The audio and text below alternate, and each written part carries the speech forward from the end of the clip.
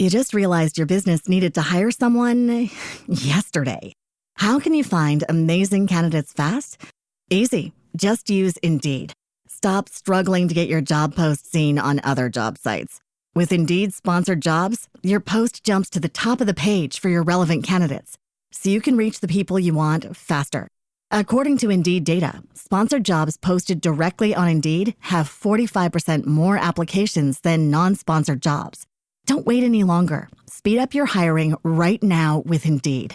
And listeners of this show will get a $75 sponsored job credit to get your jobs more visibility at Indeed.com/kidsandfamily. Just go to Indeed.com/kidsandfamily right now and support our show by saying you heard about Indeed on this podcast.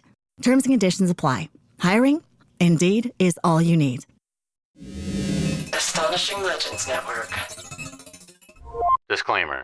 This episode includes the usual amount of adult language and graphic discussions you've come to expect around here. But in the event it becomes an unusual amount, expect another call from me. Welcome back to Scared All the Time. I'm Chris Cullari. And I'm Ed Voccola. And this week, we're going to go deep, 6 feet deep, unto the ground, where our bodies will rest amongst the worms, until we wake up, barely able to move, barely able to breathe. Trapped in a darkness so bleak, so final, it's as if someone plucked our eyes from our skulls. Only inches of space to the left, right, and above us, running out of air and running out of time. We can scream and scream and scream all we want, but no one will hear us. And the more we scream, the less air we have left to breathe. Something has gone terribly wrong. Whether you call it premature burial, live burial, or the awesomely metal-sounding vivisepulture, the idea of waking up inside a box inside the earth with no way out is the kind of nightmare this show was created to discuss. And as with every topic we cover, turns out there's a lot more to being buried alive than just the part where you suffocate all alone in the dark where no one can hear you beg for help. Although granted, that's the headline here. So settle in and hold your breath. There's no getting out of this one. What are we? Scared. When are we? All the time. Join us. Join us. Now it is time for Scared All the Time. What's up, everybody? Welcome back to the show. Just a little bit of quick housekeeping up at the top. I'm very enthusiastic and excited to tell you that you all turned out and we have more than 1,000 Instagram followers now. So that's cool. Awesome. Love to hear it. I think we're like 1030 or something, so that's great. I don't know. I don't get that granular with the socials, but it is nice to see we've passed that milestone. Every 500 or so, we'll check in and see if we need to get past a new one. Speaking of check-ins, I'm back from the truck shows, the multiple truck shows. I'm done riding around in convoys and big rigs and all that shit. Yeah. In your home state of Pennsylvania. How was it? It was great. I have a good time. I always have a blast at those. It can be hard work to like load everything up on the trailers and load everything, get everything on and off and all that shit. And I got a ton of steps in, which is our fault. We didn't, for whatever reason, couldn't get the golf cart down there. So I had to walk like a common ranch hand around and look at all these old, Macs and Peterbilts and stuff. But it was a blast. It's always good. I was with my brother, and it's becoming like a tradition, it seems like, where me and my brother Tom hit up these truck shows. It's a ton of fun. He's got a big truck, and it's awesome. It's fun. That's cool. Well, while you were having fun at the truck show, I was experiencing eye trauma. Oh, yeah. You sent me that picture. It was gross. I fucked up my eye. I will tell you this, folks. So my toilet was clogged, and it was the weekend, and the building management was not wanting to send anyone until Monday. So I was like, fuck it. I'm a man. I'll fix it myself. So I got a wire hanger and tried to shove it into the toilet hole. Okay. And unclog whatever's in there, and it got stuck on something, and so I like yanked it to yank it out of the toilet, and I don't even know how it happened, but somehow when I yanked it, it came flying out of the toilet at such an angle that the tip of the unwound metal hanger directly hit my eye. Yeah, it's always how it goes. And I went, ugh. And then looked in the mirror, and sure enough, there was blood coming out of my eye. Wow. Not just like on my surface of my eye, like blood tears like coming out of my eye. Wow. So Jesus wept. Yeah, Jesus wept. So I had a brief moment of panic of being like, oh, great, I'm blind in one eye now. And then I was like, well, but I can see the blood tears, so I guess my eye is working because I can see it. So I went to urgent care and they got it all cleaned up, and I just have a small like scratch on my sclera. Oh. But as a person who's no fan of eye trauma, it was pretty horrific to realize that I really almost lost my eye. No, that's it. Accidents happen. It's so crazy how quickly shit happens. But also, next time you're in a jam, just call me. Even if I'm not there, Steve will let you in. I've got like a 50-foot drain snake, like an auger. God damn it. Because that absolutely would have taken care of all your problems. Yep. I don't know what son of a plumber wouldn't have something like that laying around. No, I know. So yeah, I definitely do. Next time you have any kind of drain issues, I usually have tools for that kind of crap. All right, good to know. Noted. Yeah, you guys have had some plumbing issues over at your place. Oh my God, the house is 100 years old and it's got like clay pipes that all suck, and then I'm pretty sure all of our neighbors' shits end up in our pipes. I don't know how it works, but it's brutal. Disgusting. It's brutal all the time. Yeah. So, but yeah, good to be back. This is going to be a two-parter, part one of a two-parter. Oh, yeah, and I should say, part one of a two-parter, and we're very excited about the guest on this episode. Well, I guess we talk about it in the episode, but before the show even started, Anna was on board to do this, so very excited to finally have her on. Absolutely. So without further ado, let's get to our conversation with her, and it's just a lot of fun. Joining us today is our friend, actress, writer, comedian extraordinaire, and YouTube icon, Anna Akana. Beyond being one of the all-time great people, she's got a very, very funny one-woman show called It Gets Darker. She's been performing it in a bunch of cities in the U.S. to, I believe, rave reviews, and she's going to be taking it across the pond to Fringe in Edinburgh and probably other places, so we'll have links in the show notes so you can find all of her tickets and stuff like that if you live across the pond, aka Europe. The very, very funny Anna Akana is joining us. Thank you so much for being here. What's up? Hey guys, I'm so excited to discuss all of our fears. There's nothing I love more than dissecting men's vulnerabilities. Oh, shoot. Well, heard it here first, folks, or for years on her show. Ed and I are trying to kind of open the doors for people to discuss their vulnerabilities. And I would say, yeah, we have a male and female fan base, but he and I definitely get deep and vulnerable sometimes on this show. We technically have over 50% women, so I think we're a female-heavy audience. Have you done a Scared All the Time pod episode about being afraid of women? No. No.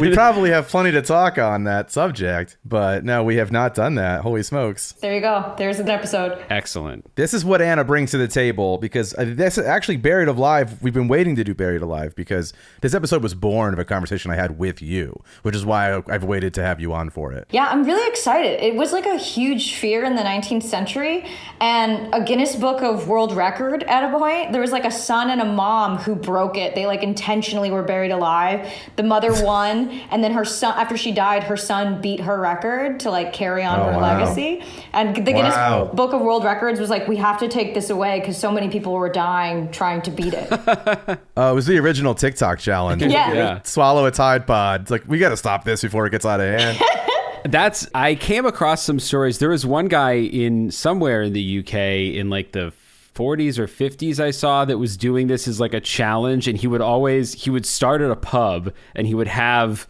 a last drink, and then his buddies would like lead him to the graveyard. He'd get buried alive for a certain amount of time, and then they'd dig him up and bring him back to the pub for another drink when he was like resurrected.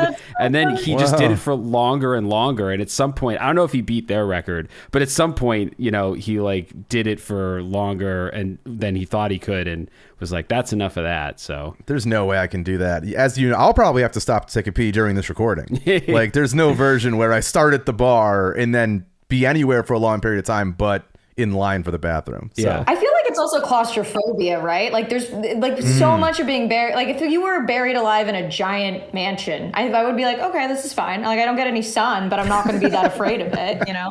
Yeah. I do love Buried Alive in a Giant Mansion is, I guess, like the actual description of those rich guys who buy underground bunkers. Yeah. I was going to say, that's actually I don't know if I want to say which movie because it's a spoiler, but that's sort of the reveal in a recent movie is that people are being buried alive in like underground mansions. Oh, wow. Yeah. Well, luckily no one watches movies anymore, so it's fine. No one's going to know what this is unless you told us. This is a movie that definitely not a lot of people saw, but I'd hate to spoil it for anyone who saw it. But it's good. I'll have to ask you about it when we're not recording. So I'm like, I want to go see that. Yes. Well, I guess I can tell you on mic because Ed's going to cut it out. It's I watched that movie and I didn't take away what you just said. Yeah, that's the Is whole that what plot. happens? The women are being disappeared to become like concubines or whatever in the like death mansions where they're burying rich people. Oh my God. I did not care for that film, so I don't remember. I didn't commit a lot to memory. I saw the trailer and I was like, I think I'm good. Yeah, I think you're right on that. It's a weird one. You're not. That was your gut instinct on that was right, Anna. Thanks. Well, I wasn't exactly sure where to start with this topic, so as I often do, I turned to Edgar Allan Poe to see if he had anything to say about it, and boy, does he. In 1850, Edgar Allan Poe wrote a story called The Premature Burial that captures the horror of being buried alive better than I ever could. He describes, quote, the unendurable oppression of the lungs, the stifling fumes from the damp earth, the clinging to the death garments, the rigid embrace of the narrow house, the blackness of the absolute night, the silence like a sea that overwhelms, the unseen but palpable presence of the conqueror worm. Which, just thinking about all that, puts a queasy feeling in my stomach, but we're going to have fun with it, or we're going to try to. So, Anna, we've kind of already hinted at it, I guess, a little bit with you, but let's start with you. How often do you find yourself thinking about being buried alive? Honestly, never. Okay. The only reason that Ed and I had this conversation is because my show, It Gets Darker, when I was first ideating on it, it was originally like sort of a meditation on death and all the different ways like people have died. And I ran into the patents for safety coffins. So Edgar Allan Poe is actually partially responsible for the great fear of being buried alive because of that short story. And I think it was like during the cholera outbreak in the 19th century, people were freaking out. Like so many figures in history were like, I don't want to be buried alive. I don't want to be buried alive. It's why we have wakes. So you can display a person for 3 days to make sure they're not just like in a coma before you put them in a Yes. in the ground.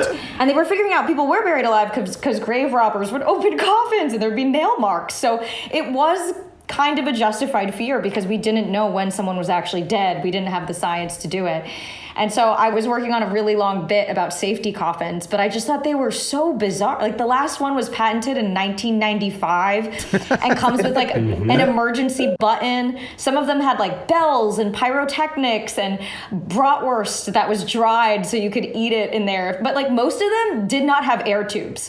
So you're like, what the fuck? Like no one even accounted for air. Right. And not a single one has ever been documented as a success, but so many of them were made and patented and like sold. I love that. 1994 is so recently. Yeah. Well, I have a whole list of safety coffin stuff actually at the end of the episode.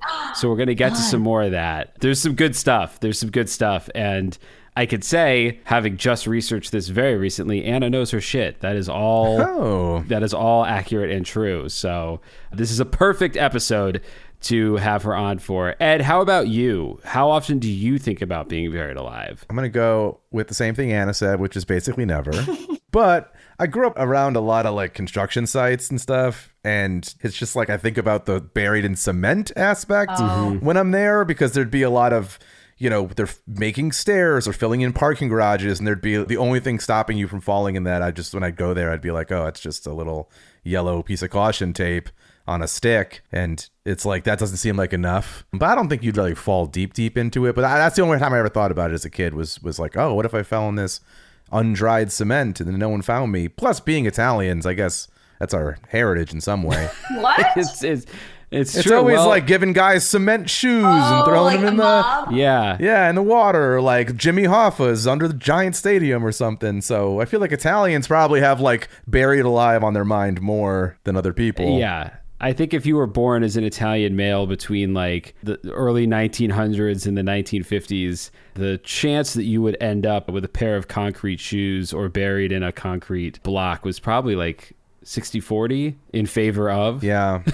Yeah, I think... Yeah, I actually have thought more about getting buried in cement than I have getting buried alive. Well, do you think you're going to be buried dead in cement? No, like the idea that I would fall in a hole and I'd break my leg and cement would fall. Or like, what's that movie, that French movie Breathless, where like they did it as a romantic act. They went into a hole that cement was being poured into so they could like be in love forever. Yeah. Oh my God, I haven't thought of that in forever. Yeah. Holy smokes. But yeah. Yeah. Man. What about you, Chris? Do you think about being buried alive? This is one of my intrusive thoughts, sort of like being eaten alive. I do think about being buried alive, not all the time, but enough that it's definitely something that sticks with me. I think one of the scary things about falling asleep is you never know where you're going to wake up or if you're going to wake up. Yeah. And I think, well, I don't know. I mean, anything. No, can it's happen fine. I when mean, you're the asleep. thing you said was true, but it's just weird that you're like, you said it so matter of fact. Like, you know how we all go to bed at night and go, let's see where I wake up tomorrow. Like, that's not ever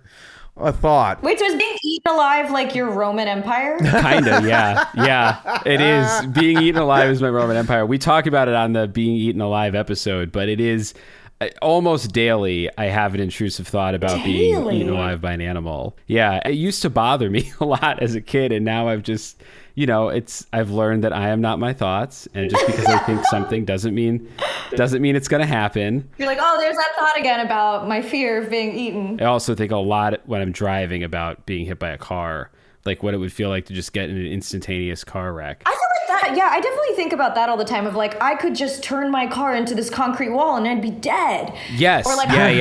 Yep. Yeah. Okay, so you get it. Yeah, that's... Yeah. You understand the power we wield. Yes. Yeah, let's drive these vehicles into... We're going to get a knock on our door, and the state of California is going to take our driver's licenses after we post this episode. I definitely think that, like, every time I hold a knife and I'm talking to someone, I do think about I could stab them or kill... Like, there's so much trust this person has to be in my presence. Yes. I don't know how often you listen to the show, but I bring up the social contract a lot. Yeah. Which is, we've all signed a social contract here to hold knives and just cut cucumbers and call it a day. Yep. So anyway, Chris, you were saying about the show, the episode? I was saying that I don't know how often I really like worry about being buried alive, but I do think about it a lot. And I can't quite, I was thinking about this when I was prepping for the show. I can't pinpoint the first time I became aware of being buried alive as a thing that could happen. Like, I definitely remember the scene from the Jungle Book, the 1994 version of the Jungle Book, where a guy falls into quicksand and gets like covered alive. I remember that.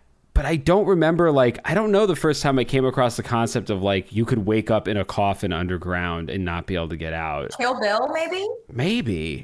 That might have been Ed, do either of you guys remember something older? It's for something that's so commonly referenced in a way. I don't think I've seen it a lot in, movies or TV. No, I don't have it in top of mind. No, I'm sure I definitely read Edgar Allan Poe when I was, in middle school, because I feel like it was, the punk rock thing to do.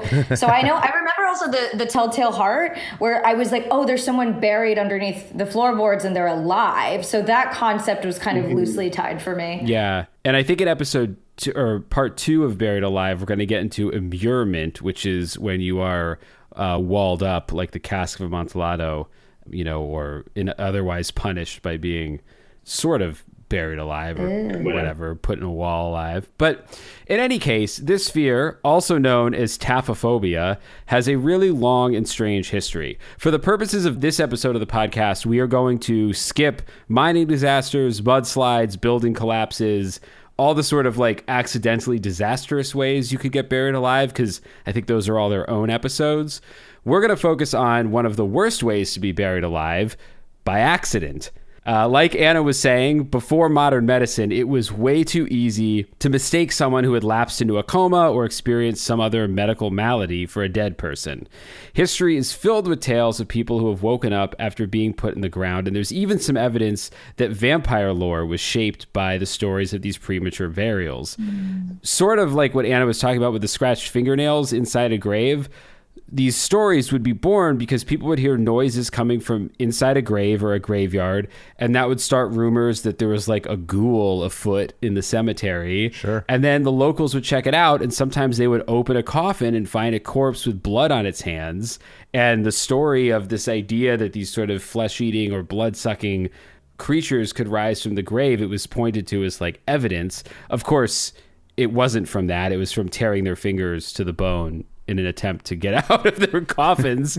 But, you know, horrifying either way. I like to think that it was so scary that it was easier for people back then to be like, yeah, obviously it was a vampire. Yeah. Than the idea that like, oops, we fucked up. It is funny. I do wonder, like, what, if you're thinking about it strictly, like, or purely in, like, a capitalistic way, like, what hurts your business more? That we accidentally bury people or that we are just covered in ghouls and ghosts and vampires? Yeah. It's like, oh, I wouldn't go there. Why? Oh, they bury people alive. Oh, shit. But, like, I'm not going to bring my money to that place. But if it's like, I wouldn't go there. Why? It's like, I don't know. A lot of fucking vampires there. It's just, I don't have, I don't know where that bit is, but the first part made me laugh. So. Yeah, you've got the bones of something. Hey. I will say, when I was looking into it, it was really interesting because I found out the biggest advancement in like, is this person dead science was the invention of the stethoscope. Yes. Which was invented in such a funny way. I think it was a gay. So I have a video coming out for Pride Month about this.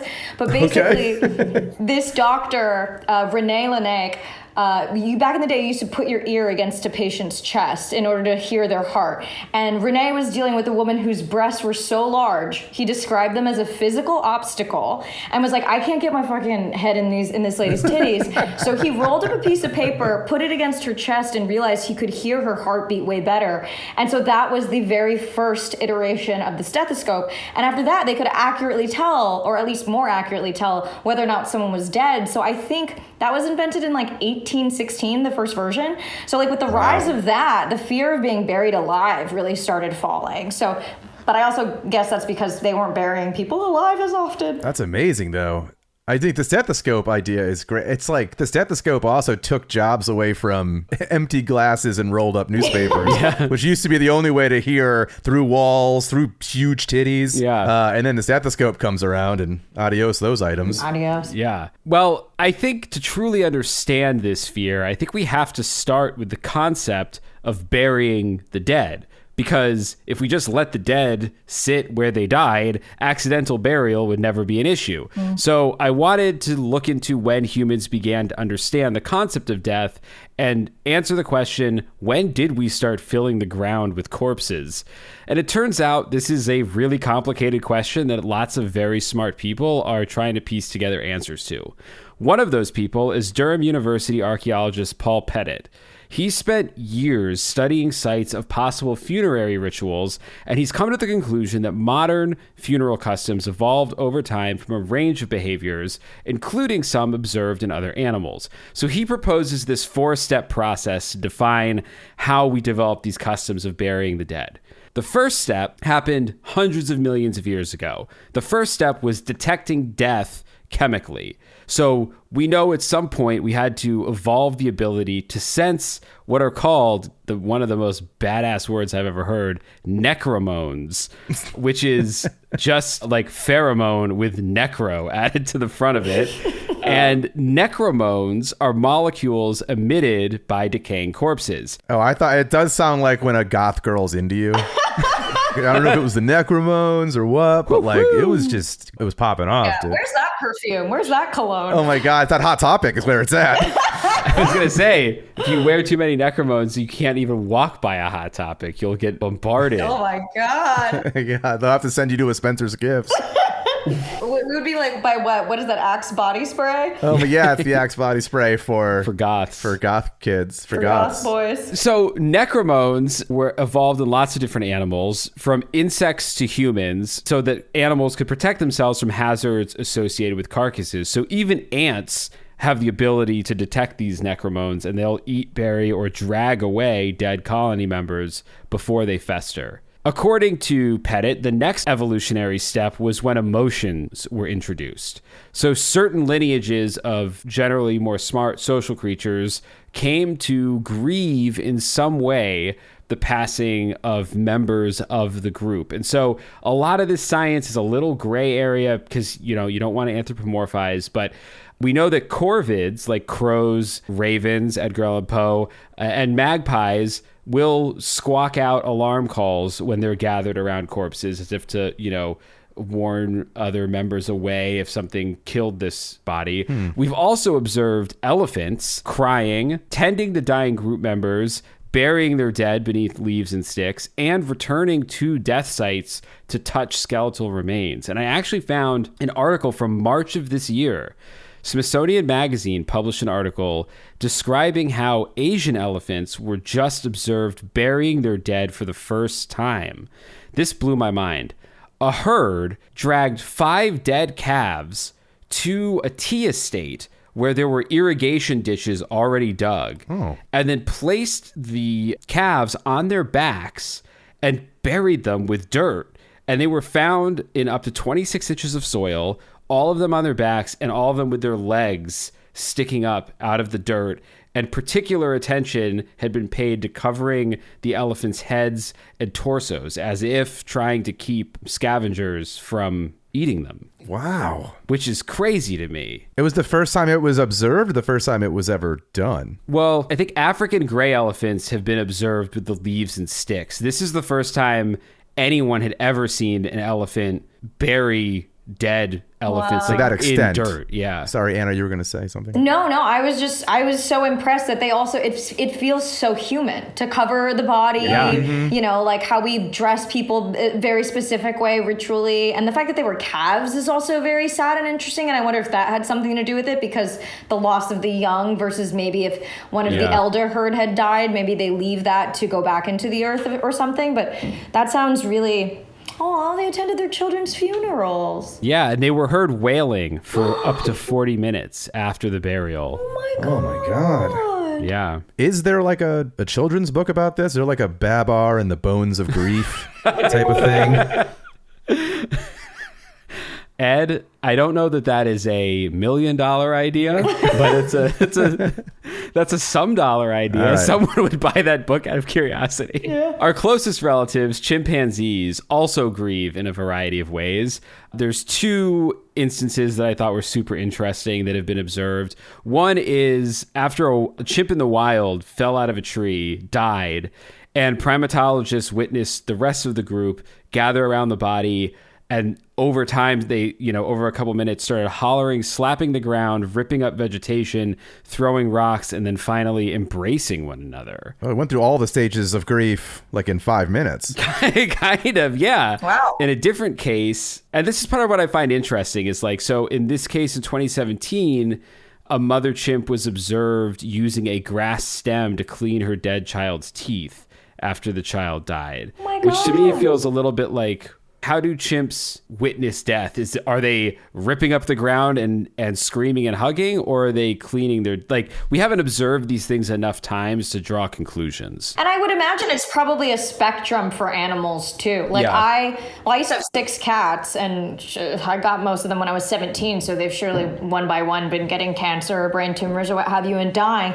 And it's interesting when that cat disappears, because usually I'll euthanize them at home. Mm-hmm. Every cat that I have that's remaining has a different reaction. Like they all grieve in a very specific way. It's really interesting. Some will like go to the spot that cat is normally at and they'll cry out like, "Where are you? I'm sad." Wow. Other cats will pretend nothing happened and that they don't give a shit, even though I can tell they're depressed because they're not eating. Yeah. So I wouldn't be surprised if it was the same. Wow. I do find it interesting, and I don't even know where this goes, but I do find it interesting a little bit that both the Asian elephants and the cleaning of the teeth story, they're both, I don't want to imply anything about religion, but it almost seems like you're preparing a body for something, which is a little interesting to me. Like it's like you're making sure that, I don't know, its soul can't escape by being under this much dirt or something. Or it's like, oh, I'm cleaning the chimp's teeth, to clean it up for the afterlife or something. But I don't think they're thinking about that. They're animals.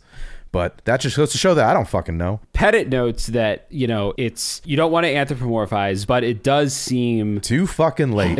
It seems like the science would suggest that some animals have an understanding of death as a state from which the individual can't return.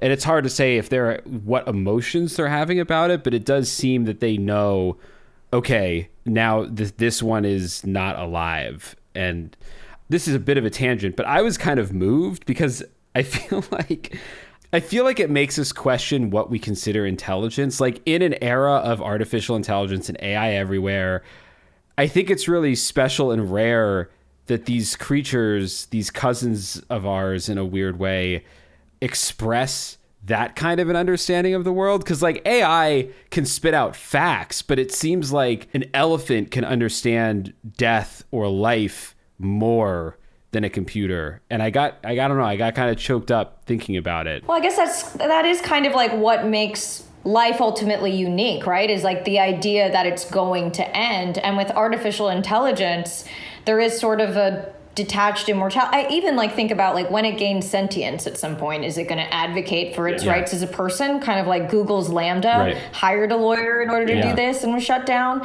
So you're like, at what point will it evolve? And is it going to have that same human element or that same life element? Yeah. Because like, I think preparing the dead to go wherever they have to go, like we've seen that with dolphins and whales and stuff too. So you're like, clearly there is a recognition, if it's not the necromones, there's an idea that they have that like, oh, this is a bad thing or this is final. Yeah. So I don't know. In a way I'd find it heartwarming if the invention of AI ends up being a boon for animal rights. That we're able to be like, we have more in common with these blooded creatures than this thing. Anyway, AI is a different episode. You just realized your business needed to hire someone yesterday. How can you find amazing candidates fast? Easy. Just use Indeed. Stop struggling to get your job post seen on other job sites. With Indeed sponsored jobs, your post jumps to the top of the page for your relevant candidates, so you can reach the people you want faster. According to Indeed data, sponsored jobs posted directly on Indeed have 45% more applications than non-sponsored jobs. Don't wait any longer. Speed up your hiring right now with Indeed. And listeners of this show will get a $75 sponsored job credit to get your jobs more visibility at Indeed.com/kidsandfamily. Just go to Indeed.com/kidsandfamily right now and support our show by saying you heard about Indeed on this podcast. Terms and conditions apply. Hiring? Indeed is all you need. Pettit argues that as far as we can tell, humans are the only animals that aren't just aware of a death as a state from which one cannot return. We uniquely are aware of it as something that will happen. And he thinks that this awareness is what led to the evolution of the third of the four steps, mortuary behavior that's exclusive to humans and our closest relatives like Neanderthals. Our ancestors developed ways to ease death's emotional toll, like funerals and burials in specific places, which probably began very simply, like, throwing bodies in a pit. But I was watching a documentary on Netflix that's really good. It's narrated by Patrick Stewart. I forget what it's called off the top of my head, but it's about Neanderthals and the Neanderthal burial. And there's a section in there about the discovery of what appears to be a very simple burial in a cave of a Neanderthal. And it dates back 145,000 years, which is just crazy that this person, or Neanderthal, I guess not really a person, but died 145,000 years ago. And now we're like, look at you. Like, it's so long. It's so long. Just finally getting a little bit of appreciation for the work they did. Exactly. 45,000 years. Ahead of their time, they said. Ahead of their time when they did that. There's some evidence that a stone was placed beneath the skull, almost like a pillow, and that a second stone was erected, although they're not 100% sure if that second stone was supposed to serve as a gravestone or what. In any case, over time, different cultures devised really diverse and elaborate customs that kind of wrapped into religious beliefs about an afterlife.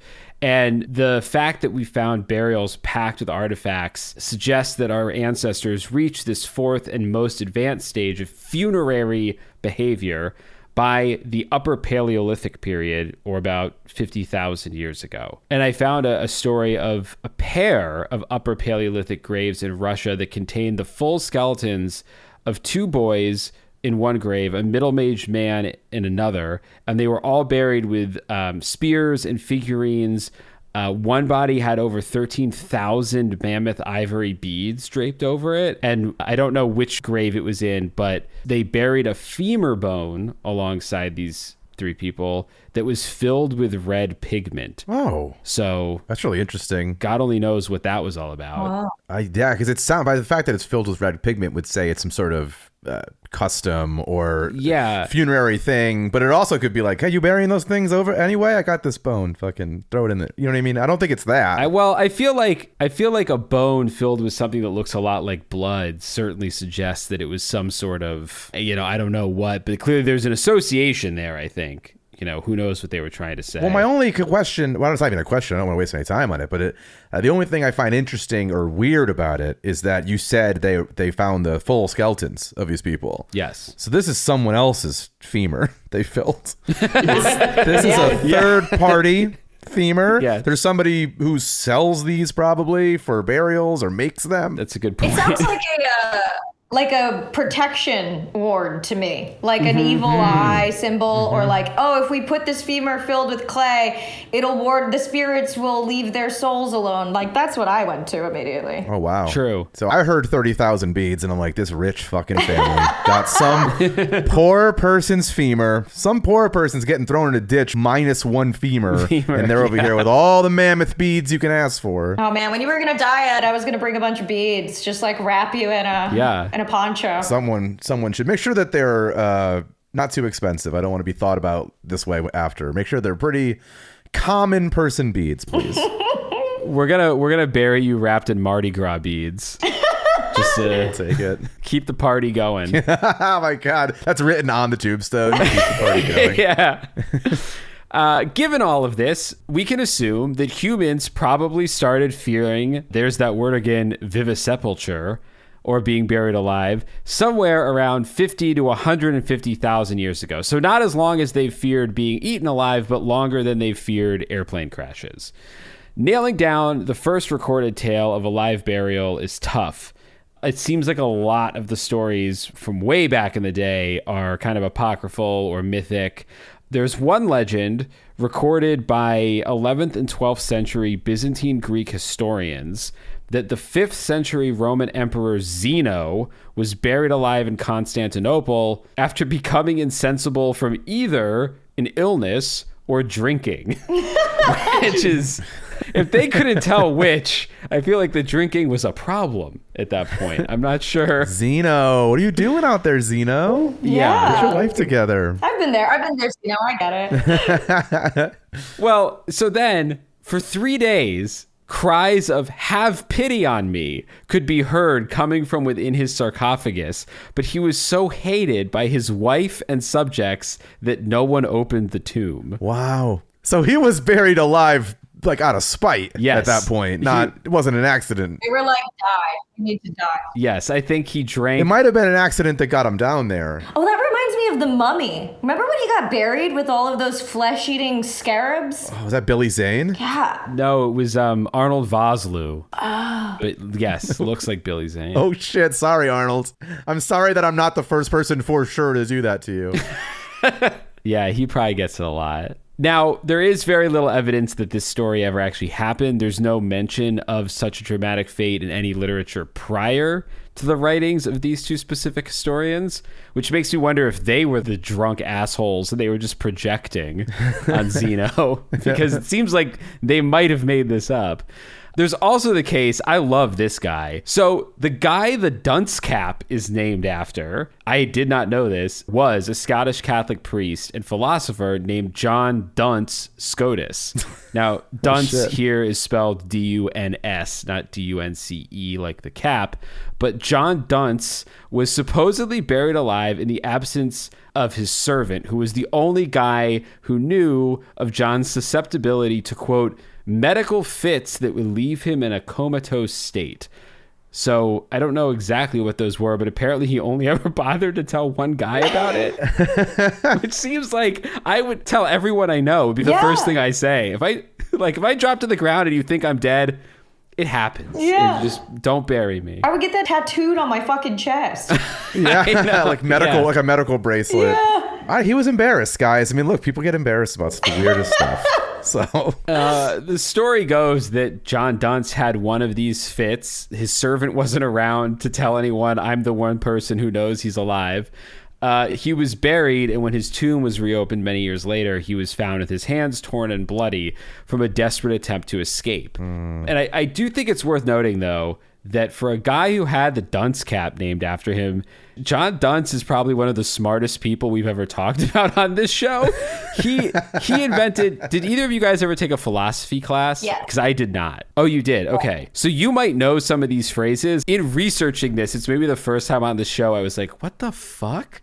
I don't even know. I don't understand. So John Dunce invented ideas such as the univocity of being, which states that existence is the most abstract concept we have and applicable to everything that exists. huh. Okay. Yeah, no. First I'm hearing of it. The medical fits are making sense. I mean, listen, I mean, I've taken edibles that have had that same thought, but Yeah. I wouldn't build a philosophy around it. He also created the idea of, I don't know how to pronounce this, hacecity or hashity, Hacceity, which is the property supposed to be in each individual thing that makes it... Oh, this I sort of understood. So hacecity or hekekety is what makes you you, or as described in the definition, the difference between the concept of a man and the concept of President Abraham Lincoln, i.e. a specific person. Wait, when was this man alive? Well, he didn't, this guy was alive in like the, I don't know, 1000s. Oh my God. He didn't mention Abraham Lincoln, to be clear. That's this definition. That would be amazing. But he invented this not that long ago. Yeah. Within the last couple thousand years. Wow. Yeah. Look, that guy, he had a lot of big ideas, except the one he didn't have was Yeah. tell more people Tell about more this affliction he had. Yeah. This troublesome affliction. He also developed a complex argument for the existence of God, and also an entire intellectual tradition derived from his work called Scottism, because his last name was Scotus or Scotus. So this guy was smart, but what's funny is, and one of those like weird dramatic ironies for this wildly smart man, he had critics, and the critics called his followers dunces, and just the name stuck for eternity. Wow. I mean, that's good to hear about someone, you know. We're hearing about a couple people that really are getting their laurels hung out. Is that why we call someone a dunce? Because like they're so intelligent, yet they made the stupid mistake of not doing an obvious thing? Oh, maybe. I like where you're going with that. I guess I always just thought it was like a synonym for stupid, but you're right. It might be more of like it should be used in the specific sense. Like a you should have known better situation. Yeah, Yeah. like you had all the capacity in the world and yet you still chose to be a dunce. I mean, if that's the case, that's literally this guy. He didn't tell anyone that he could be fake dead. So Yeah. very appropriate in that case. And for a guy who made an argument to the point where it's remembered by historians that God exists, seems like he was freaking out a lot about dying. Yeah. You'd think he'd be more comfortable with that thought if he's like, God is real and it's going to be a vibe. I actually don't know his writings. He might be God is real, oh no. Well- I guess that could have been his writings. In which case, yeah, I'd freak out. I feel like it's good that he wasn't actually buried alive, because I feel like if you were both buried alive and had the dunce cap named after you, that's a brutal legacy. That's a bad way to go. So I feel like he lives on Pinterest, you know, like what makes you you is a very big affirmational. Live, laugh, love. yeah, exactly. That was on his tombstone. Yeah. This whole episode's going to be tombstone humor, just so people know. Okay, but Dunce wasn't the first guy to be buried alive, because that's probably an apocryphal story. So then, the first documented story of premature burial that I could find regards a woman named Alice Blunden, great name for someone who gets buried alive, who met her fate in 1674. She got so fucking stoned after imbibing what's only described as a, quote, large quantity of poppy tea. She was so stoned that a doctor who held a mirror to her nose and mouth to see if she was breathing pronounced her dead. So She was off the sleepy time tea here. Yeah, how tired do you gotta be that you like are doing like 4 breaths a day? Well, I mean, she basically drank heroin. Sure. Yeah. So, poppy tea, I imagine, especially in the 1600s, probably could really fuck you up.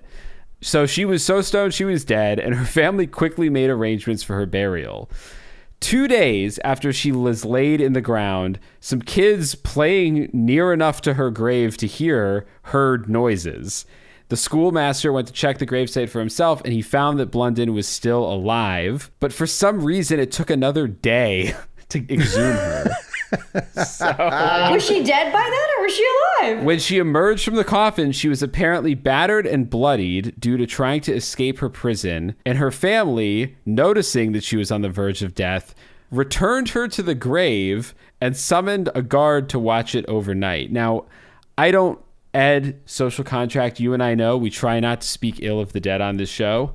But god damn, Alice, what the fuck did you do to your family? Yeah, I will say that's a common denominator here. All of these stories are like, Emperor fucking hated that guy, let him die. Yep. Like, the other person fucking was too obtuse at the tavern and he's annoying and we hate him, fucking let him die. Yeah. This woman, this also could just be cheapness though, because it sounds like they took her out of the grave and then she was like 1 foot in the grave still, 1 foot in a banana peel. Yeah. So they're like, let's not pay to have this done again. Yeah. We already got the box. Bring her back. If she doesn't make it through the night, just put her right back in that box. And I'm not paying for this because I already paid for this box. But the thing I don't quite get is, like, I feel like when they buried her the second time, they noticed she was on the verge of death, but it sounds like they buried her alive twice. No. It sounds like they were like, That can't be. She's fucked up, so put her back in the coffin. That would be so insane. That would be, well, this is the 1600s. It's the same as the witch trials, True. right? Shit was getting crazy, Yeah. especially for ladies. But I will say, yeah, when you just said it, when you told us that story, I definitely took it as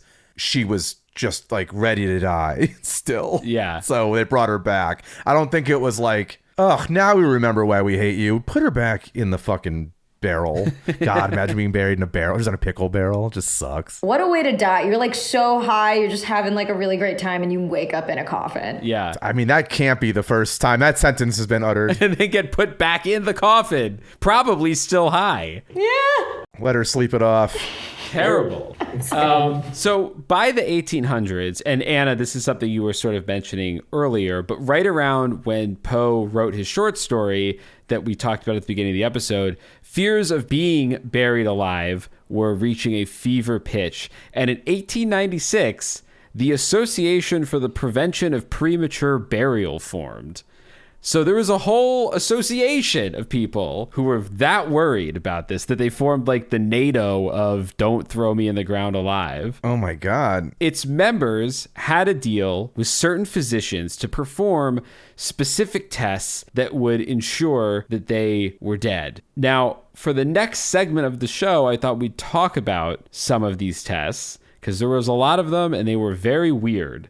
Do Ed or Anna, do either of you have any guesses for what some death tests may have been? Anna, you might know. I know that they did put a pane of glass or a mirror in front of someone to see if they were breathing or not, but obviously that's not great when they're in a coma. Yeah. I think I might have talked about this on the show before. My mom used to do a thing to see if me or my brothers were fake sleeping, where she would lean in very, very close to like our ear, and then she would just very quietly say, "Smile if you're faking it."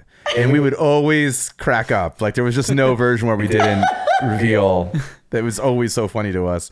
So I guess maybe they did that. Yeah. That's not on the list, but they probably should have. I feel like that's more effective than at least half of these. Maybe stab them to see if they react. Okay. Stabbing was seems like a pretty, like stabbing or, poking needles under the fingernails, stuff that a human would, even half living human would probably respond to. Some of those things have happened for a long time. I wanted to focus on some of the even weirder ones. Sure. So the first one is the super pleasant sounding smoke enema. Which to me sounds like something that like parents are worried their kids are going to try on TikTok or something. Yeah, that's true. But this was a real way that people checked or would try to help, in some cases, resuscitate the dead. So apparently, tobacco smoke enemas were already a mainstream practice in the 1700s. So if you had a headache or apparently a respiratory illness, they would treat you with a tobacco smoke enema. Wow. Wow. How cheap was tobacco at the time? They were just like, use it for anything. Super cheap, because I think the labor was very cheap at the time. So yeah, it's true. It's famously grown in the South. Yeah. But they also would use smoke enemas, and this is crazy, to resuscitate drowning victims. And it was such a common way to resuscitate drowning victims that these enema kits, these smoke enema kits, they would get placed along waterways the way defibrillators are now. You know, at like a restroom or something in a movie theater, sometimes you can find like a defibrillator. How is this working? I don't understand the mechanism of which it's supposed to help. Yeah, is it supposed to be like one of those things that you squeeze to make fire big? Those accordion. It's like, oh, so we'll just blow everything out their mouth from their ass? Kind of thing. Like the human body is just a series of tubes.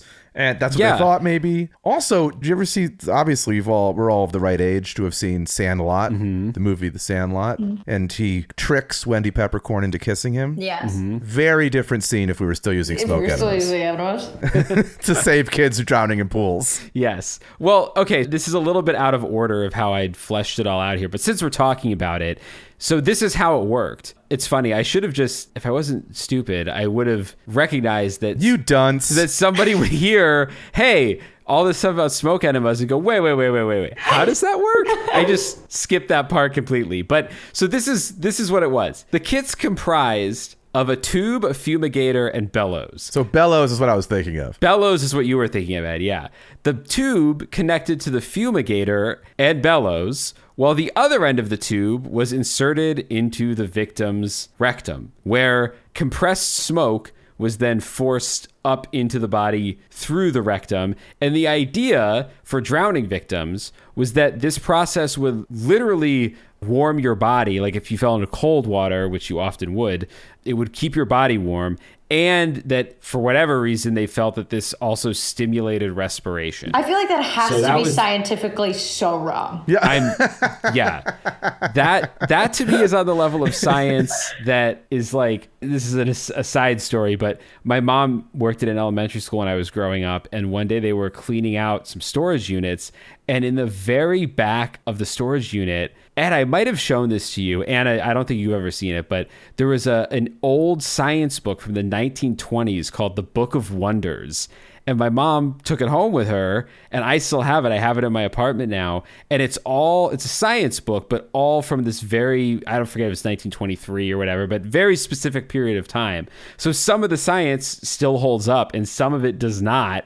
One of the ones that does not, the question is, what is the scientific reason for different coloration in people's skin? Which in the 1920s, you're not getting a good answer to. But the answer was what you eat. Wrong. So the logic was that white people drink more milk. Inaccurate. What? This is in a science book, yes. And so I feel like that's the same level of science. Oh my as God. The idea that the tobacco enema would help you live. Well, that book just displayed, someone not knowing. Like, that's just a person with a deadline writing a textbook, being like, I don't have no time to look this up. Wait, I'm sorry, for the smoke enema, did you need another person to blow it to create the tobacco and blow it in? Or is it like they light the tobacco in the contraption and push it? Like, is someone's carbon dioxide going into your ass? Oh, shit. I guess so, yeah. Yeah, because it didn't say anywhere that, nobody carries around bags of pre-made smoke, right? So, yeah, they'd have to have some sort of... You have to have a person doing it, right? Fire situation. Yeah, well, so the three parts are the tube, which makes sense, the bellows, and then the fumigator must be the part that you light on fire and blow air through or smoke somehow. So someone is dying, you have to rip off their pants, shove this into their ass,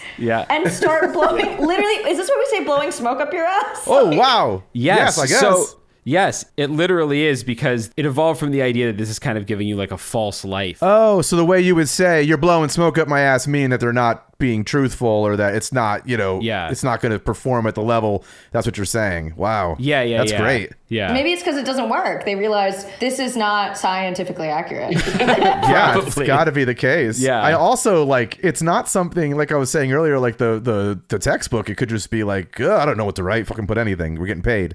But the other one, so someone had to pitch that idea, and more, I feel like it's probably just a person with a bellows up their ass for other reasons. So also with a boner or whatever. Yeah. And then people are like, what the fuck are you doing? It was like, I fell in the water. Like, you have to just come up with something, but they were convincing enough that then, it became a thing. Yeah. But it's, because there's no way someone walks in a room with that idea and everyone's like, this is great, right? Like, for no other reason what Anna said, it's like, well, what if they're wearing pants? It was like, well, you got to take them off. I mean, it tracks though, because like the guy who said maybe we should wash our hands before we perform surgery got like put into a mental institution. Yeah. So it would make sense that they're like, smoke up the ass. That works. Well, yes, and there were other cases where if you didn't have a bellows, there were less sophisticated methods. One documented smoke enema from 1746 that I found came from the resuscitation of a man's wife who was revived by her husband using his tobacco pipe. The stem was shoved into his wife's rectum while he covered the other end of the pipe with his mouth and blew. So Interesting. I feel like if Alice Blunden's husband loved her that much, she might still be alive. I know. Wow. I mean, she was already so high though. It Yeah. would have just like, I don't know if tobacco was going to cancel out the heroin. That's Holy true. shit. Yeah, heroin's doing the heavy lifting for sure. This does sound like another opportunity to use a rolled up magazine. Yes. My favorite fact from this section is that in 1774, these two doctors, William Hawes and Thomas Coogan, founded, and these guys must have shared a kink. There's no other reason you would do this, but they founded the Institution for Affording Immediate Relief to Persons Apparently Dead from Drowning. What's that? An LLC? What is that? They published a rhyme to help the public successfully perform a smoke enema procedure. And it goes like this. Tobacco glister, breathe and bleed. Keep warm and rub till you succeed. And spare no pains for what you do. May one day be repaid to you. So Was one of the words bleed? yes, I don't know. They may have just needed a rhyming word because it doesn't make sense. Well, how big was the contraption going in the butt? That's what I'm saying. Yeah, I might have. You know, maybe bleeding was normal. It seems like they needed to have a fourth item. So there should be the tube, the place for lube. lighting fire, the bellow, and the lube. Yeah, exactly. Yeah. We needed so the two. It fucking writes itself. Yeah. Yeah. So this guy's he's all about rhyming. So why wasn't it tube, Yeah. lube, and then two other things? When was lube invented? Oh God, by someone who got this done to them. 350 BC. So they had Shit, it. dude. Wow. They had So we've it. had Wow. lube. I hate to think what it was in 350 BC. It was olive oil. It was olive oil, apparently. Not too bad. Okay. Not too bad. Yeah, bad. not too bad. I thought it was going to be blood. So that, So, all right. So that's smoke enemas was one way that they would either try to revive you or check to see if you were alive by doing it and seeing if you responded. I'm sorry, but can you imagine if the climax of every scene where you're trying to bring someone back via CPR was just to smoke enema? And like, at what point does someone go, they're gone, honey, they're gone? Oh my God. You're saying like in those scenes where they're doing it and then it's like pulling them off. It's like they're fucking gone. And it's just, like how many times do you have to step on that bellow before? I'm sorry. Holy I'm sorry. shit, that's so drilling funny. you, Chris. Sorry. No, that's so No, funny. it's all good. That's what this show is for. No, he can still make it. I'm gonna keep going. And you know it's making the dumbest noise too, that bellow. Yeah. It's all like farty can noises stop. and stuff. No one steal this. We're using this. Are people like inflating a little bit? Like For sure. Is smoke coming out of the nostrils at some point? Oh, you know those people who, when they were like, you know what, we're gonna move on from this. Not even that moment, but just as a practice. That person opened a successful air mattress company because And he was like, well, I got all these tubes and bellows. Might as well. What am I going to do with this? Oh my God. Yeah, that's I'll never get that image out of my head of the It's so funny. It's so funny. So once smoke enemas passed as a trend, there was the method of pulse detection, which Anna, you talked about earlier. I actually had this in here. I'll skip over it, but I also had the same thought. This was definitely a gay doctor who couldn't bring himself to put his ear to this woman's breasts. But there were two other ways that people tried to detect pulses. And one, this guy, Leon Collange, a Frenchman, a doctor, found that when he put the finger of a living human being in his ear, he could hear the vibrating pulse of his heart. That's a kink. It's not a conch shell. That's a kink. That's also a kink. Dude. But he figured, all right, if a living human finger can tell you whether or not a person is alive, then dead fingers can do the same. So his way of testing was he would take a corpse's finger and put it in his ear. And if they were truly dead, he would not hear a pulse. Oh, it sounds... That's disgusting. It's just, like how many times was he slapped? Like people being like, oh, no, just put it in my... It's like, who the fuck are you? What do you want me to do? Yeah. We have bellows. We're fine here. Thank you. Yeah. We're a bellow family. Yeah, do you have to do that after the smoke enema? Like you try to revive someone and it's not working, so you put their finger in your ear? Yeah. Oh my God. It's in that same scene you set up earlier where it's like, they're dead. And then it's like, they pull that person off and then this other guy has to come and he's like, place a digit in my ear, please. I'll be the judge of that. I can't imagine that. I mean, this never became very popular. Dr. Collange had other ideas about vibrations and the human body, and that you could counteract the human illness vibrations with external vibrations. His research on vibratory science didn't really go anywhere, but he had a lot of ideas. You just realized your business needed to hire someone yesterday. How can you find amazing candidates fast? Easy. Just use Indeed. Stop struggling to get your job post seen on other job sites. With Indeed sponsored jobs, your post jumps to the top of the page for your relevant candidates, so you can reach the people you want faster. According to Indeed data, sponsored jobs posted directly on Indeed have 45% more applications than non-sponsored jobs. Don't wait any longer. Speed up your hiring right now with Indeed. And listeners of this show will get a $75 sponsored job credit to get your jobs more visibility at Indeed.com/kidsandfamily. Just go to Indeed.com/kidsandfamily right now and support our show by saying you heard about Indeed on this podcast. Terms and conditions apply. Hiring? Indeed is all you need. So the second scientist that I found, a German scientist, engineered what was called the needle flag test, which is simultaneously like kind of smart and also the dumbest heart test I've ever heard. So that's dunce behavior, dude. It is dunce behavior. The idea was you would attach a little flag to a long, thin needle, and you would thrust the needle into their chest until the tip of the needle touched the person's heart. And if their heart was beating, you'd be able to see the flag wave. And if it wasn't beating, the flag would never wave. Wow. Now, you may be already be able to see the flaw in this plan, because it was often hard to determine when you hit the heart when you were just shoving a needle in someone's chest. So it almost became popular. And then in 1893, a doctor used the procedure on a female patient whose family was concerned that she was not yet dead. This doctor had already declared her dead, but the family wasn't sure. So he was like, great, I'll prove it to you. I'll use the needle test. He plunged the needle into the woman's heart and there was no movement. So he said, look, she's dead. But the family, who were already unsure of her death, then accused the doctor of killing the woman by plunging the needle into her heart. Wow. When that story hit the press, the needle flag lost its popularity pretty quickly. Which is kind of crazy. That guy was framed.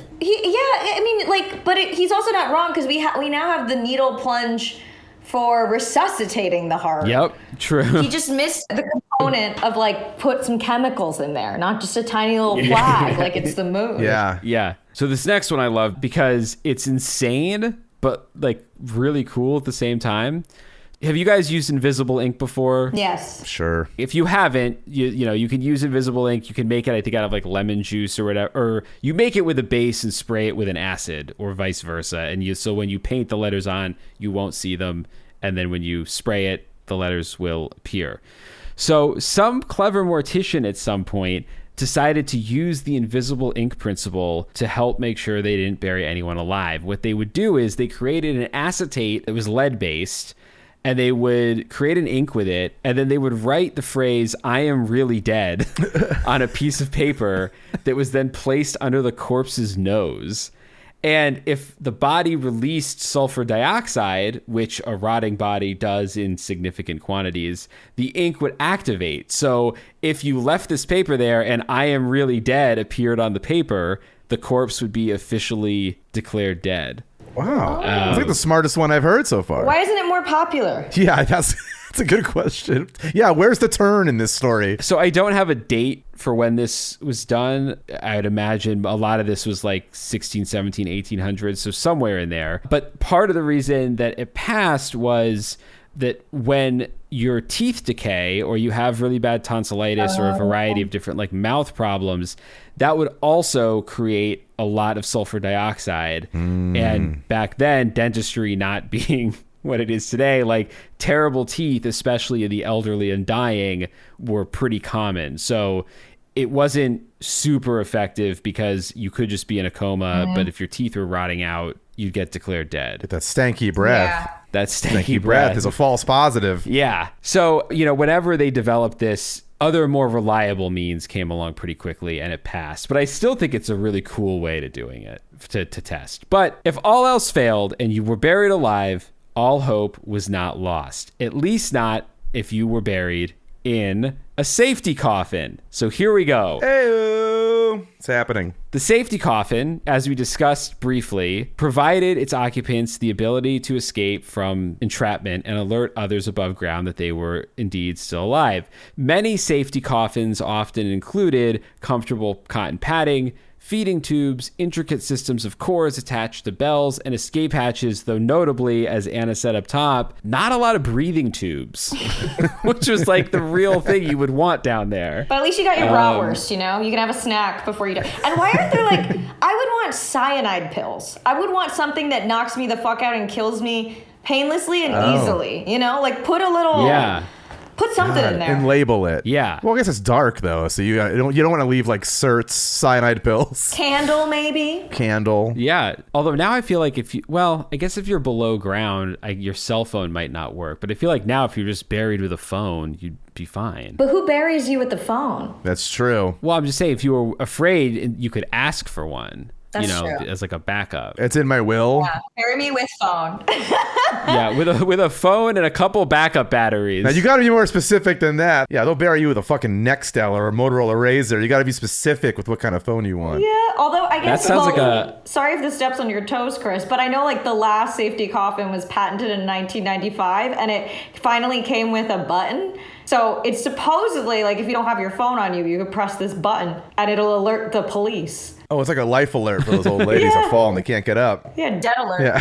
Beep. 1993-94, tech was popping off. I wonder if any of them were made by Gateway Computers or Dell before they got into computers. They had a couple patents. Before the guy invented the mouse, he was like, I almost had it with the death button. But. Yeah. So... An account from 1791 tells us about one of the earliest sort of a prototype of a safety coffin. There was a guy from Manchester named Robert Robinson who was afraid of being buried alive. So he was laid to rest in a mausoleum fitted with a door that could be opened from the outside by this watchman that he was paying to be on duty. Inside the coffin was a removable glass panel, and Robinson had instructed his family to periodically check the glass in the coffin, and if it had indications of condensation, he was to be removed immediately. He was very dead by the time he went in there, so he was never removed. And I feel like in a way that's a curse to place on your family, who, if they want you to be alive still, are going to check that every couple days, and it's no, he's just really fucking dead. Yeah. Fully dead. It's a recipe for False hope. Yeah, it's a false hope. The first modern safety coffin on record was built for Duke Ferdinand of Brunswick before his death in 1792. The coffin, so this one included an air tube, so they were ahead of the curve for Duke Ferdinand. A lock to the coffin lid that corresponded with keys that were buried in his pocket with him, and a window somehow to allow light in. So I guess he wasn't buried underground? Or maybe just like a mausoleum. Yeah, I don't know. It's an odd, I don't know how you'd make that work. If he is buried underground, I would love to hear the conversation from the family at the funeral being like, what was that for? It's an ostentatious display of wealth. Like he got a sunlight in his fucking coffin? It must have been like one of the above ground like little houses where they put you in, but they like seal it. And you know, even though like I think soon after this was when the idea of just leaving the bodies in like a mausoleum or a wake or a viewing period, or I think the original morgues were also like places where bodies would be left sort of on public display for a couple days before, just to see if they woke up or to see if they started to decompose. Well, also that's why we call them living rooms now, because you used to display them in your room. It was called a parlor room. So that's where if someone in your family died, people would come say goodbye and you'd make sure they were actually dead. And then once that kind of moved into funeral homes, I think it was Women's In Living Journal or something that actually rebranded the parlor room to the living room. Living room. Wow. Yeah. Huh, that's crazy. God. And Right? if you bring a body there, people are going to yell at you, get it out of here. This is the living room. What are you, fucking, don't you read Women Living magazine or whatever? Well, we used to just bury people in our fucking backyards until World War II, true. when they were like, how can we make money from all this going on? And they're like, we can commercialize death. There's so much death happening. Let's do that. Shit, So man. the myth of like, don't touch a dead body, like is only from World War II. Wow. Oh, sorry, World War I. I'm so sorry. Well, World War I is another famous Duke Ferdinand's death that we could talk about. True. I guess Archduke Yeah. Franz Ferdinand. His death has something to do with that. Yeah. Also not a guy who needed a safety coffin. No. Guy who was very famously dead when he went in the ground. So 100 years later, it took them 100 years to go from a coffin with an air tube and some keys in the dead guy's pocket to invent the bell system, which was created by Dr. Johann Gottfried Terbiger, which became all the rage in safety coffin technology after it debuted. Bells were housed above the ground and connected to strings that were attached to the body's head, hands, and feet. And if the bell rang, the cemetery watchman could insert a tube into the coffin and pump air using, what else? Bellows, until the person could be safely evacuated. How come all these tubes smell like ass, man? Doesn't matter. Doesn't matter why. We've been up to a lot above ground, buddy. We got them cheap, though. We got them You should be cheap. glad these were in living asses. Just wait until we got to get you out of the grave. Yeah, these used to be in parlor asses. That's a multi-layers, that one. So the problem with the bell system was that during decay, a corpse could swell and activate the bell system, and then people would have the false hope that their loved ones were alive, and they would open them up and just find a gassy, bloated corpse. That's gross the way you said that. That's so awful. Here, Timmy's bells went off. Yeah, let me go check on it. Nope, just grossness in here. Yep. Nope, the bells just mean he's ripe. Oh, God. Oh, shit. I do wonder, like, what is it, like 5, 6 false bells before they just start putting strings that go 1 inch into the ground? Yeah. They're like, you know what I mean? Just fucking, who's going to know that they actually go all the way down to the coffin? And, Also, what were these pitch room meetings like? Was it like fucking Shark Tank where you're just like, this is the latest technology? Yeah. Well, he said that when the bell was introduced, everyone lost their minds or whatever. So I do, as soon as he said that, I thought like a Steve Jobs turtleneck, like, thank you everyone for coming out today. You know, it's like, it's the eye bell. What if I told you that all 3 of these bells were the same bell? And as Anna mentioned, and this really kind of shocked me, despite the relative popularity and how much fucking money some people made on safety coffins, there is no record of a safety coffin actually ever saving anyone. Anyone who could afford them, I guess, also could afford the medical care to determine that they were in fact dead. You know, they didn't, I assume they were all very expensive, so I don't think like the people who would just pass out on the street were getting tossed in safety coffins. Maybe after those companies went bankrupt and it's like, we got all these fucking safety coffins, we can't move. I guess just donate them. Rebrand. It's all just a movement by Big Bell. How is that not a movie from the 40s about like a hobo who's given a safety coffin because the place goes under, and that like saves his life, and then he's known for that. He becomes famous from like surviving, and then he runs for mayor or whatever. It's like a rags to riches story about like some drunk hobo who ended up with some rich guy's safety coffin. Make it. I don't have time. For a movie that doesn't exist, Ed, you know an awful lot about it. Oh shit. No, man. So I also found an article from historycollection.com that collected patents for safety coffins. I thought you were going to say collected history. No, they collected patents for safety coffins from the mid 1800s boom. And so I thought I would read some of them here. Patent number 81,437 granted to Franz Vester on August 25th, 1868 for what they called an improved burial case. This tomb is equipped with a number of features, including an air inlet, a ladder, and a bell, so the person, upon waking, could save himself.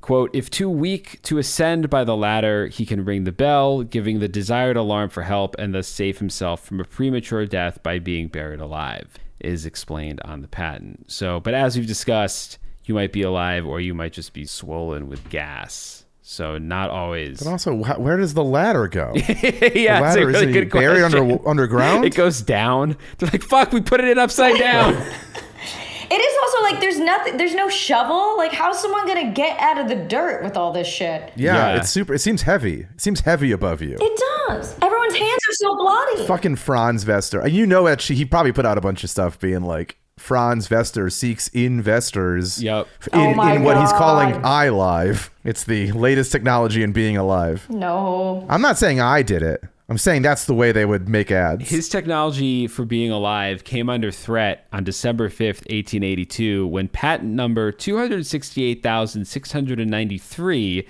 was granted to a John Critchbaum for a, quote, device for indicating live, I assume maybe they meant life, in buried persons. Well, that's good. That's what you want in a, whatever that document is, just a bunch of spelling errors. Yeah, on a patent. You want me to trust you with my life? You can't even spell life. This device has both a means for indicating movement as well as a way of getting, very important, fresh air into the coffin. The disclosure on the patent states that it will be seen that if the person buried should come to life, a motion of his hands will turn the branches of a T-shaped pipe upon or near which his hands are placed. And you can't see this without looking at the drawing on the patent, which we'll link in the show notes. But there's a pipe, basically. It almost looks kind of like a periscope that kind of shows how this person would be able to turn the periscope to their mouth and they could breathe the air from above ground. But this device was also removed once a sufficient amount of time has passed to assure that the person is dead. So none of these pipes, I guess, still exist because they were removed. Wow, they're sharing them. There's a lot. I don't want to be buried. I think we've probably discussed this in previous episodes. I'm perfectly fine with cremation. I have a whole bit I want to do about it. But I now kind of want to be buried with a periscope, now that you said it. Alive? Well, no, not. I mean, if I end up being alive, it would be nice to see what's going on out there. You know what I'd call it, though? The aeroscope. Wow. Because you got to get that sweet air down it. Greenlit. Thank you. This is no notes from Anna. Some notes from me. This is a very quick tangent. This person who gave me a very good dentist recommendation recently, they said that that dentist refers to laughing gas as sweet air. And so you just said sweet air, made me think of it. Like the guy's like, oh, you want some of this sweet air? And I'm like, that's amazing.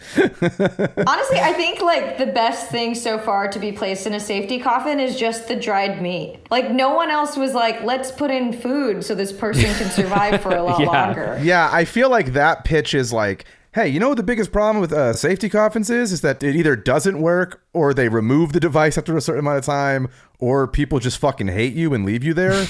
Like, here's the safety coffin for people like that. Yeah. Where at least you got a meal because you can keep yelling all you want. Like, you were the most despised person in this village. Yeah. So, yeah. Give him some bratwurst. Yeah. Worst day of your life? I got something for you. Yeah. And then patent number 329,495 was granted on November 3rd, 1885 to Charles Seiler and Frederick Borntrager for a burial casket. This invention provides for improvements in the important components of previous buried alive inventions. In this instance, motion of the body triggers a clockwork-driven fan, which will force fresh, breathable air into the coffin instead of a passive air pipe. This device also includes a battery-powered alarm, which, according to the patent, when the hand is moved, the exposed part of the wire will come into contact with the body, completing the circuit between the alarm and the ground to the body in the coffin, and the alarm will sound. Wow. There is also a spring-loaded rod, which will raise up carrying feathers, which I guess is like a signal maybe above ground. And there is a tube built into this burial casket that is positioned over the face of the buried body, so a lamp may be introduced down the tube, and a person looking down through the tube can see the face of the body in the coffin. Oh my God. I'm just imagining you're lowering that lamp down, and you're like, what am I going to see? And there's a guy just like, pounding on This is like MTV safety coffins. Like, look at, I got my lamp. Yeah. Oh my God. Yeah. That's the shittiest episode of Cribs, honestly. Yeah. It doesn't address rainfall, though, huh? If you just have like a hole to your face upstairs. Yeah. Oh, upstairs. I mean, outside. Upstairs. Yeah. I will say a pretty tremendous amount of technology. They had spring technology, clock technology, tube technology, and battery technology. Yeah. I feel like these guys were a step away from like steampunk. They have a lot of the clockwork driven fan kind of stuff that's like they wanted to build a giant spider like in Wild Wild West. Well, I feel like you've got to be kind of emo in order to have patent number 300,000 of a safety coffin. Yeah. Also, 300,000, I'd figure it's the year 4 million, but no, it's like the 1800s. We're already at like 300,000 patents. Well, yeah, and I don't think that's 300,000 patents. Yeah, I think that's patents in the United States, yes. Yeah. But still, it's like we're out there coming up with shit every day, it seems like. So these next two, I just thought were interesting. They're not so much about protecting the dead as they are about just like other graveyard accoutrement. Ooh. And so patent number 7,765,656. I spoke too soon. Was granted August 3rd, 2010. To Jeff Dannenberg for an apparatus and method for generating post-burial audio communications in a burial casket. So in this, and again, this isn't really as like a safety coffin thing. It's just a weird coffin invention. But the casket has an audio system that is pre-programmed with audio and music files that are automatically played in accordance with the program's schedule, thereby allowing the living to communicate with the deceased. Wait, hold on. I have a question immediately. Yeah. So it's like, I told you the story of my girlfriend's or ex-girlfriend's kid. We're watching porn in the bathroom, but it came through on the Bluetooth in the living room. And Oh my God. And it was like, and we were like, it was so funny. It was so funny, but we didn't ever bring it up to him. That said, this person just invented that, but for a coffin, where it's like, I'm just going to play my Spotify into some dead person's fucking coffin. I mean, and that's supposed to help the body? It's not a safety coffin. It's just like a fun feature, it sounds like. Yeah, I think it's... Right? But for who? For the living to feel like they're able to have some kind of communication to do a with their dead playlist, loved yeah. one. But I also imagine a poor body trapped down there and there's some like shitty 13-year-old who just put like Kid Rock on repeat. Oh my God. That's what I'm saying. That's all you hear for eternity is like, this is Kid Rock. Oh my God, this sucks. It seems like a really good way to troll, like get the last laugh in, you know? Just like one song repeated over and over. Yeah, just playing self-improvement tapes. Oh my God. to the dead person. Oh my God. Here's 100 things you can be doing if you were alive. It's just like a shitty list that's mean-spirited. Yeah. And then, this is sort of similar, on December 29th, 2015, so right before Christmas, the Patent Authority was just putting stamps on. This is patent number 9,226,059. That's a lot of patents in like 4 years. It was 3 million like in 2010 or how you said. 7 million in 2010, yeah. So, yeah, 3 million since then. Damn. This is granted for John Knight's invention, Your Music for Eternity Systems. which sounds like a threat. This system comprises a solar-powered digital music player, which allows both the living as well as the dearly departed to be comforted by music or recorded message. So basically the same as the original, except this system not only features a speaker in the casket, it features a headset jack on the headstone so that you can co-listen Stop it. What, to your are they favorite just giving out podcast. patents? Like if you pay, you get one? What the fuck is this? I guess I so. don't know. I want a patent now. We could probably get a patent before this recording's done, it sounds like. Holy smokes, that's the worst idea. That's some insane, like, Sky Mall magazine product. Yeah. Like, I'm on Shark Tank for, you know what it is? Just I built a fucking 3.5 jack or whatever that goes into a tombstone so me and my sweetheart can listen to Papa Roach together or whatever. And it's solar powered, so I never have to worry about plugging the tombstone in. Oh my god. Yeah, but you ever like really use anything solar powered? It always sucks. It's always like has no power. It's terrible. Well, maybe that's the next patent. It's just got an external battery. Yeah. Yeah, well, it's just all very slow, dying battery music, where it's like, cut my life into pieces. It's like, oh, this sucks. I'm sorry, I installed this in your coffin. Yeah, or the saddest version where you care enough to put this in the coffin and then never use it. How much is this? I don't know. Yeah, do you have prices on these? Or I guess none of them, they're just patents, right? So they were never like necessarily. They're just patents, so there's no prices. The saddest short story in the world. Your music for eternity systems purchased, never used. Oh my God. That's a good Onion article. So I wanted to wrap up quickly because we've been at this for a while with a couple of modern death tests just to remind everyone out there who is now fully freaked out about being put underground while still alive. It is more and more unlikely, or less and less likely. The more medicine advances, the more we have a pretty good chance of knowing that you're still alive before we put you in the ground. So I did a little poking around and I came up with a list that seems pretty exhaustive of all the modern death tests that are run.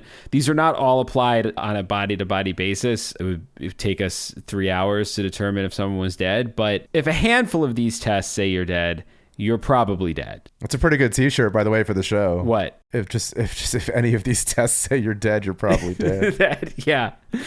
Well, the first one you've seen before, they shine a bright light into your eyes. If your pupils contract, you're probably on some level still alive because brain dead people's eyes don't do anything. So if they'll check you with the light, that's one way to check. They will also drag cotton swabs over your eyeballs. If you blink, you're alive. Sure. Sometimes they will move, this one sounds awful, but they will move your breathing tube in and out of your throat to see if you gag. Dead people don't gag. Yeah, they don't. Humble brag.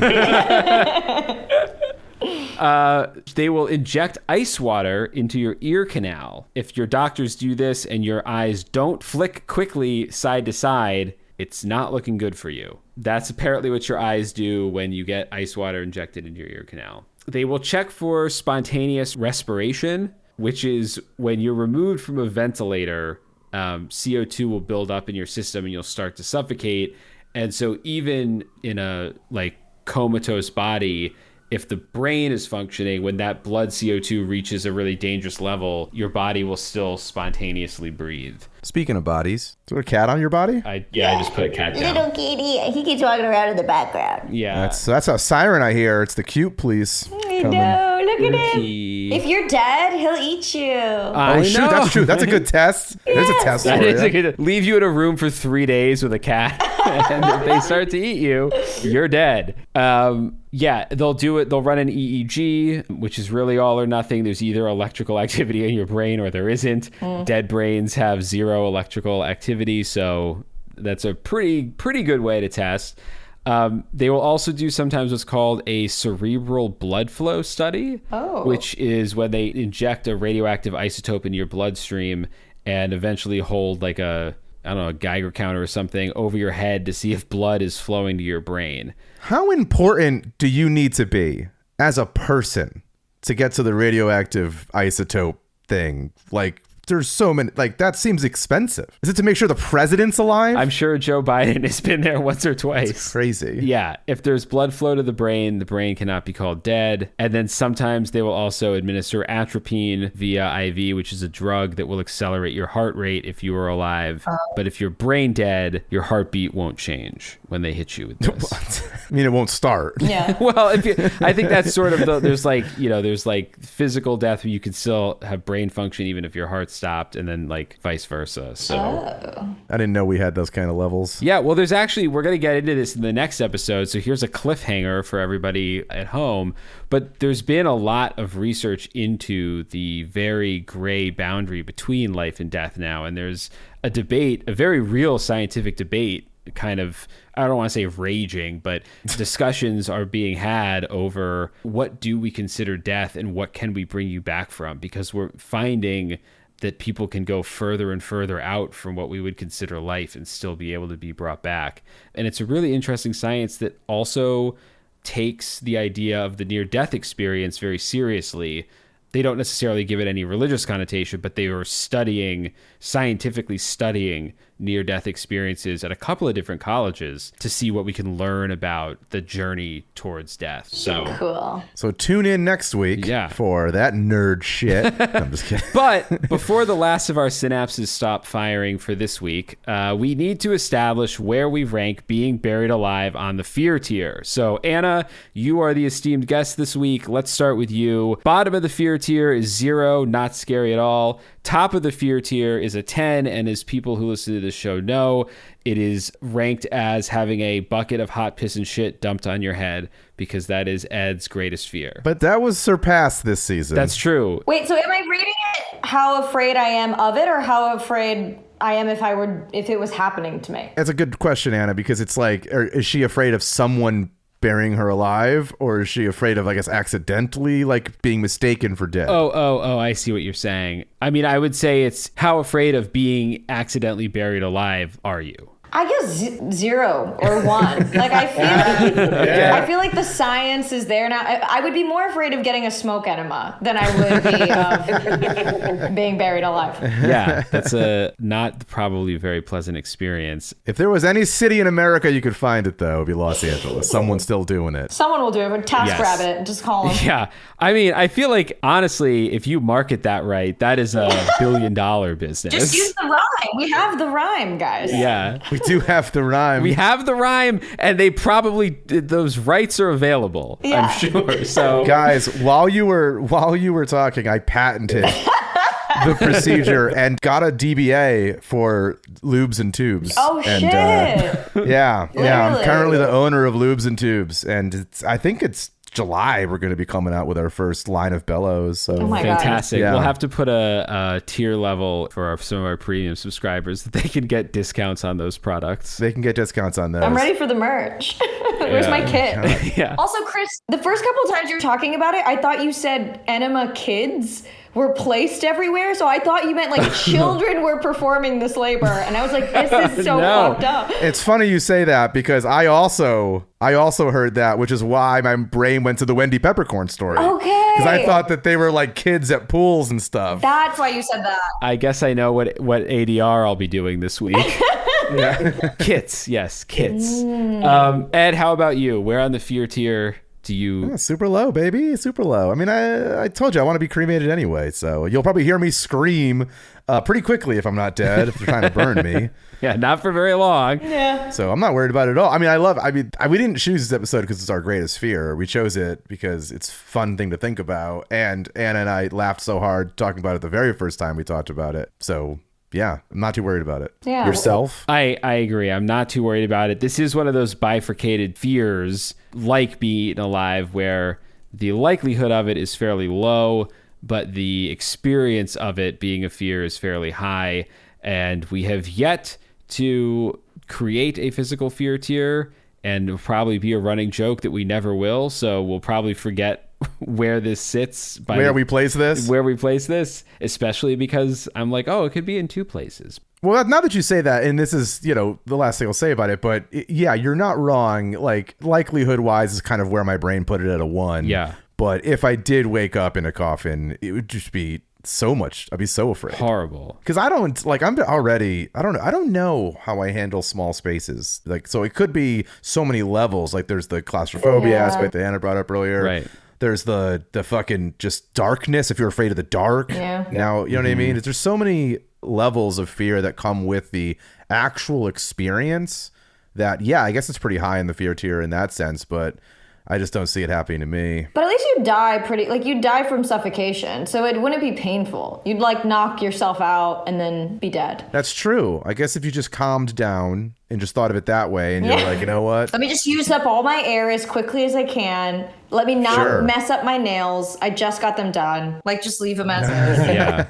That's God, everyone in heaven or hell who, if you have the ability to see like your life after, if you were like, could you believe they found me like that? All fucked up. Oh. I'm so embarrassed. I belong here.